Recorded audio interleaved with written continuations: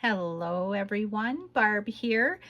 Well, I'm sorry I did not have a video on Tuesday, July 9th. I kind of got behind. I ended up working on this project here, which is a sad project, but one I'm doing for my high school class.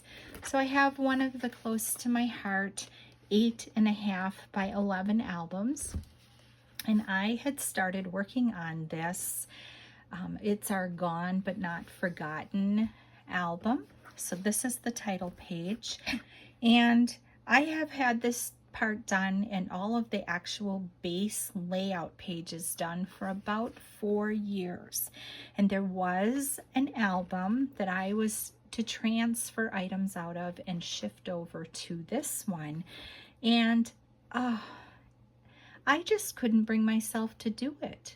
And I think it's just because it's so sad. Some of the people I knew, some of the people I didn't. We had a class of at least 350 kids, and for some schools that's small.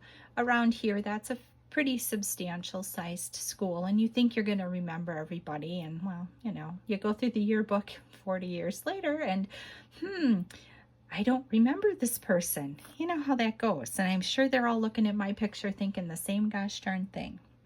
But I did have this part done, so it was a matter of moving the items. And I wanted to do it in a way that seemed symmetrical for everyone.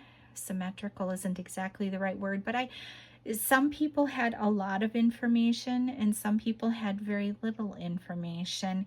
And I just wanted to try to make it seem sort of the same. So what I did is I created, 5 or 6 different base pages and just repeated those layouts. And with each layout, I used my Cricut to write their name and then the date that they were born and the date that they died, with the exception of one person that I just don't know the date he was born.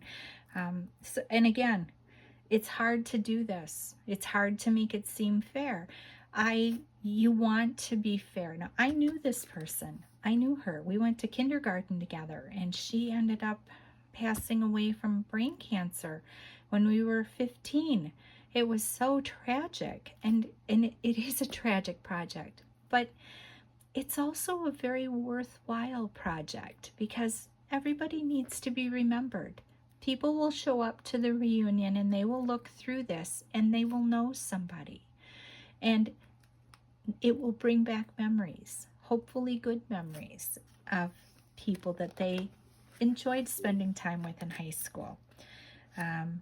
Again, I just used those same elements, the same shapes, in hopes of bringing a little continuity to the book. Different backgrounds, but again, those same elements. Here we had one, there was just more. I added a flip flap to contain the extra information. And some people, it's just a photocopy of their yearbook picture, or somebody provided a photo from the yearbook. And again, some of these are just tragic situations. They're all tragic. We're all too young to be mourning the loss of classmates, but here it is. Now this one, very little information, but I wanted him to still have 2 pages. I wanted everyone to have that 2-page spread of information. And you'll see I'm repeating some of those background pages again, and that just simplified it for me. Now I can't repeat these pages anymore. That paper is long since gone, and all of these things I believe were from close to my heart. I think everything that I used here was close to my heart, and of course that's closed now. So if you're going to find any of these elements, you're going to have to go digging on the interwebs. There are Facebook groups with people selling off their stuff. There are eBay listings like crazy. So it's out there. You just have to hunt a little bit. Here was a list of teachers who'd passed away as of our 35th reunion. I'm sure that there are more, and so I left room for that.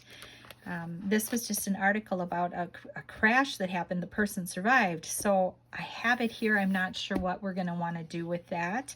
And then here, I think I'm going to list maybe the dates. I'm not sure. I want to do something on this back page. And now I have volume 2 starting, which is sad. But yes, I do have volume 2 ready to start. And that's what I've been doing. This is just one of those things that takes time, and I needed to spend that time getting this done. So I hope you understand. And, you know, if you are called to share your talents for something like this, know that it will mean something. It will mean something. It has a lot of meaning for people, and it's an important thing to do. Thank you so much for stopping by. Have a blessed, crafty day, and I'll see you next time.